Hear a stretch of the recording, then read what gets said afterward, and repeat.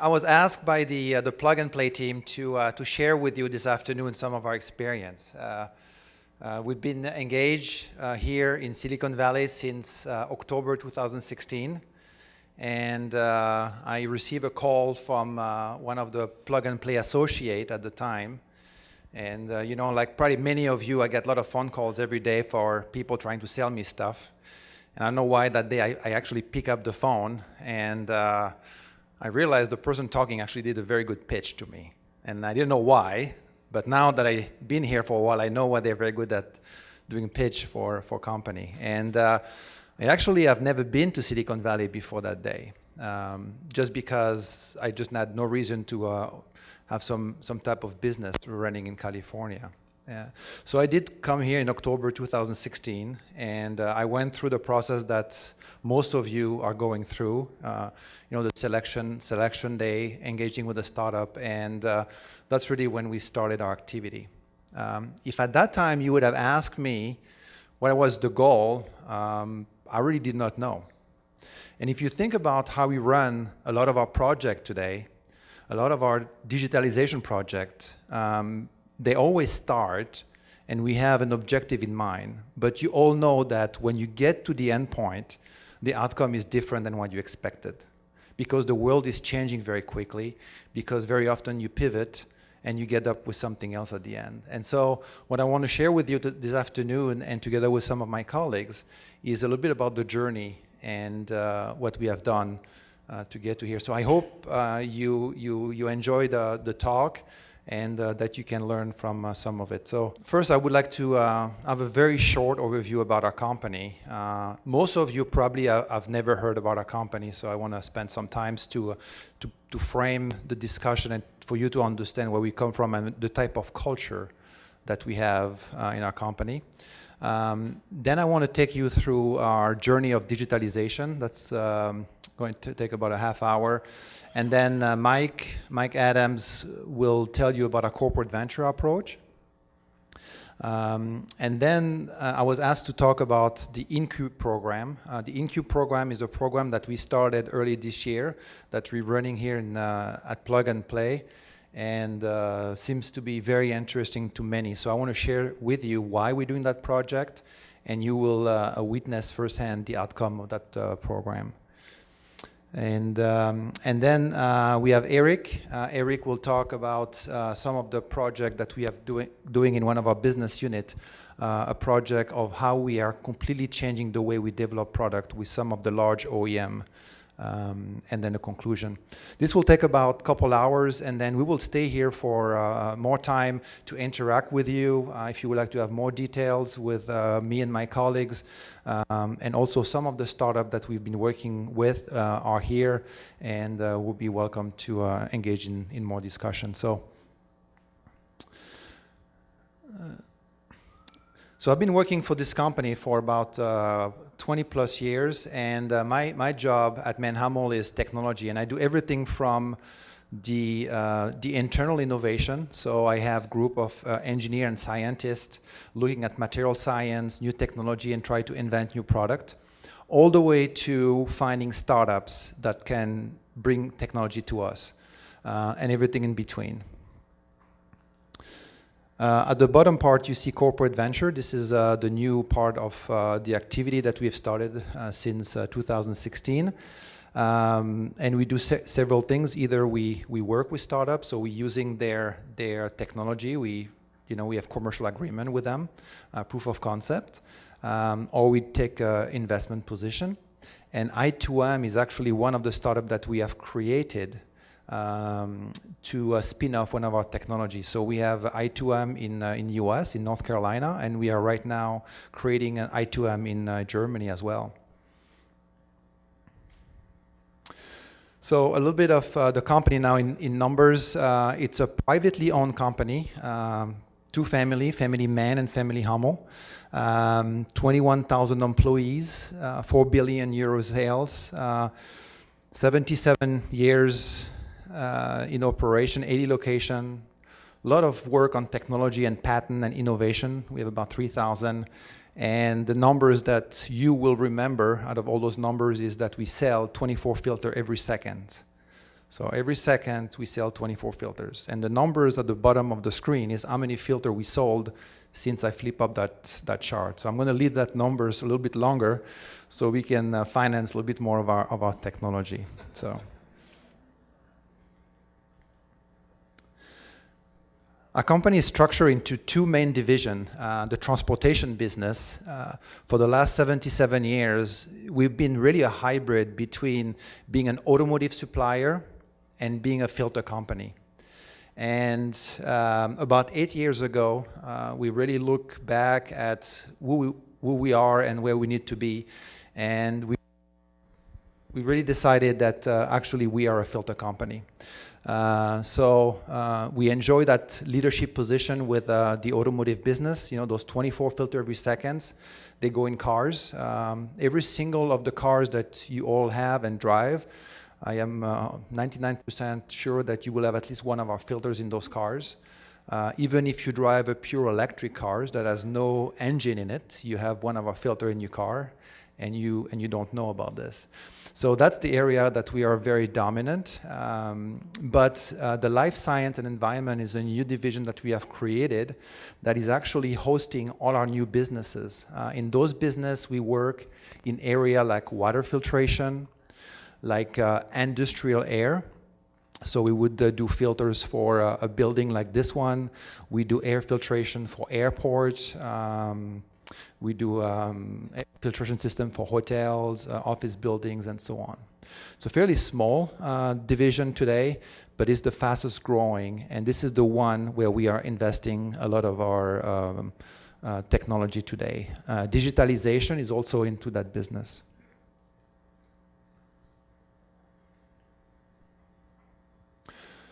So I know some of you in this room are working in the automotive space, either working with OEM or Tier 1, and you know how this business is run. It's very standardized, it's very regulated, it's very high volume, very low profit, and we've been operating in this way for many, many years. And the way this works for a lot of our product is actually we get a specification. So the OEM come to us and they say, this is the product that I need from you, and this is the specification that it needs to meet. And this is one size fits all. So irrelevant where the products end up, if it goes into a tractor in India, or a tractor in Brazil, or a tractor in Arizona, it's going to be likely that it's going to same spec. Now, we obviously know that those are completely different environment, but that's the way it's been doing. And the process was that we design the product, we test the product, we make them, we start production, and we supply the same product for many years. And then when you need a filter after several years, you go to the dealer and you get a replacement filter. And we supply those filters for many, many years. We are market leader in the US with the brand Purelator. We are market leader in the heavy duty in North America with a brand called Wix. We supply all the Napa store in North America. We supply O'Reilly. In Europe, we market leader with Mann filter, and we market leader in China. So we do a lot of this. But we realize the world is changing, and we better be changing with it. And the three elements that are very important to us and that we know are going to change our world is e-mobility, digitalization, and sustainability. E-mobility is really the drive of electric vehicles, but it's not only about electric vehicles, it's also about autonomous driving and really the new way of mobility. And for us, it matters a little bit less who owns and who buys the car, but more important than who actually services the vehicles. Today, you own the car, you're responsible to service it. In the future, if actually you don't own the car, but you just rent it or use vehicle sharing and so on, the question is who's going to actually service the vehicle. Those will be actually our customers. Digitalization, this is really one of the main reasons why we came here is because of the world is changing so fast and everything has become digitized. And I will spend more time on this. And the last point is sustainability. Sustainability is the fact that us as human beings have been using the natural resources of the planet for many years, and in many cases actually wasting those resources and polluting the planet. If you look at the amount of pollution that there is in countries like India's, in countries like China, if you look at the fine dust pollution in Germany or France, there is a lot of problems in the world. You know, population are aging. I'm sure, you know, if you look around you, how many more people have asthma and are allergies and so on. This is really a major problem. So when we think about our company, we are a filter company. And what we do with our product is we are able to separate the useful from the harmful. That's really what a filter does. A filter is able to extract the useful from the harmful. So we think that we have a role to play. We are here to help some of the societal problems that we see in the world today.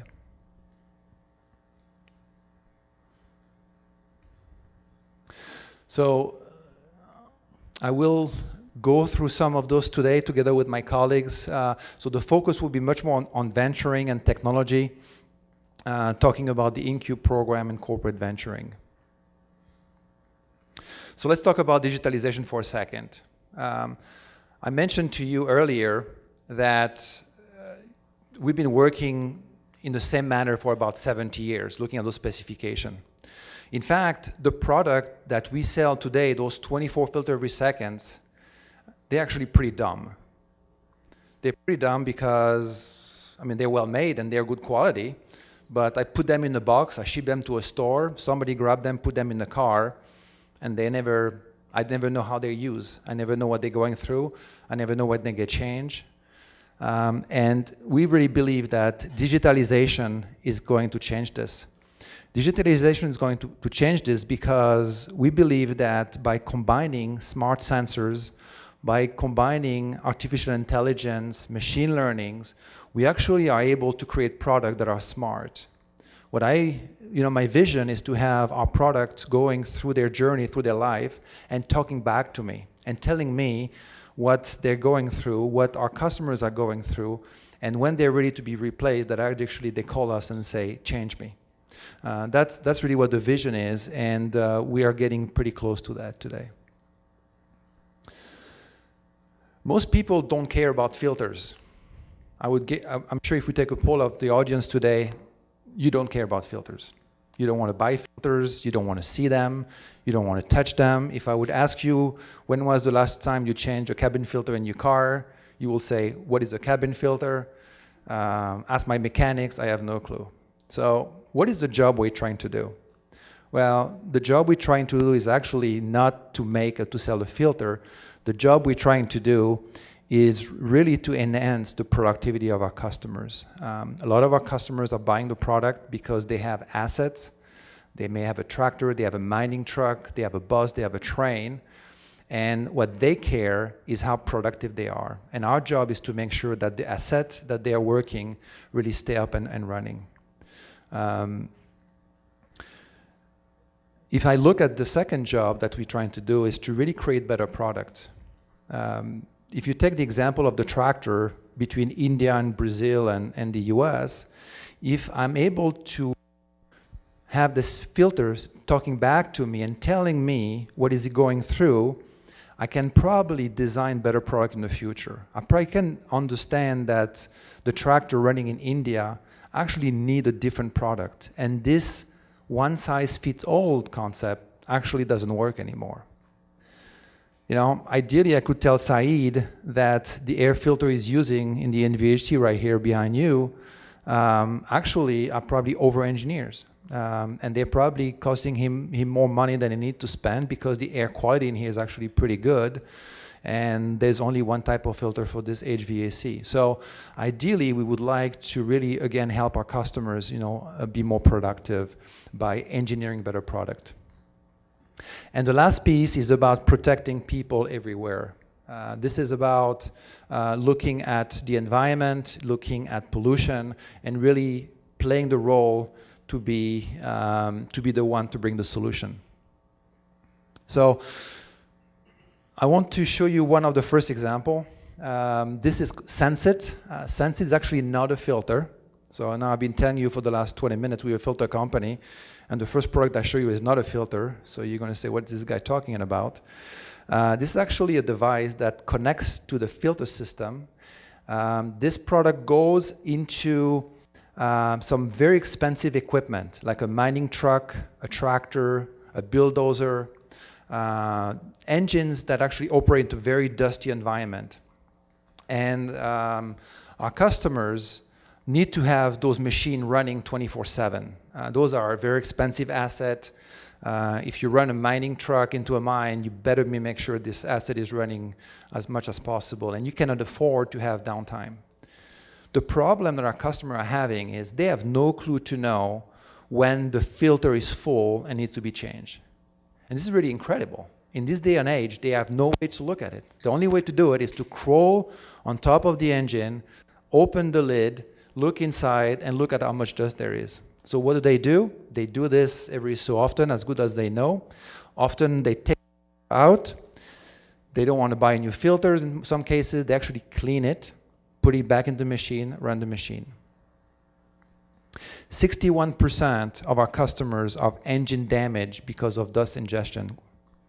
And we know this is coming. Why? Because they are taking those filters too often and they're cleaning them. So this device is actually designed to tell the customer exactly when to change the filter without never having to look at the machine. But the most interesting part of this project is actually not what the part is how we have worked on this project. So typically, when we work on technology, because we are very much an automotive type business, we are in sync with the way the OEM are working. And if you build a car, you typically build a car, it takes about 3 years to design the cars from the time you start to the time you can sell it. So we as an automotive suppliers, we have been in sync with this. So a lot of our development cycles are very long, very lengthy. They're very good, but it takes a lot of time. In this case here, it took us 12 months from the time we decided to start the project until we commercialize it. So it was a completely change of behavior, completely changed way of working, also interacting with startup. So Reality AI, that is here today, is actually working with us on algorithm for this machine. And I would like now to share with you a short movie. In a connected world, do you feel the heartbeat of digitization? It's fast, it's getting louder, and it challenges our way to think, to speak, to act. Tracking every step, strengthening muscles and minds for improved fitness and health. Digitization is doing the same for your equipment, tracking the heartbeat of your machines, monitoring and protecting them to reduce downtime and improve efficiency. One of the largest dangers your equipment faces is the exposure to dust and debris present in almost any operating condition, especially in agriculture, mining, and construction. Normally, the air filter is your engine's first line of defense. But how can you know what is really going on underneath the hood? You can just guess when the filter needs to be changed. But by doing so, you risk changing it too early or too late, costing you both time and money. And in the worst case, the filter could become damaged and the machine goes down. Make your daily work easier with Sensit, the first smart air filter lifetime monitoring system for predictive maintenance. This robust device makes any heavy-duty machine, even your older one, a connected machine. Sensit monitors your filter and reports its condition to the cloud, making it easy for you to access this information through the mobile app and the more dynamic web portal. In case of a high dust load, Sensit notifies you when it's time to change the filter. Protect your engine and avoid unnecessary downtime. You get all precise filter data at a fingertip. For example, what is the expected remaining lifetime? What is the current filter status? What machines are currently active? And what is the last known location? All in all, you benefit from a real-time overview of the service levels and needs of your equipment. Sensit enables you to more effectively plan your operations while having the peace of mind the equipment is taken care of. For full filter performance, for a long engine lifetime, Sensit. Be smart.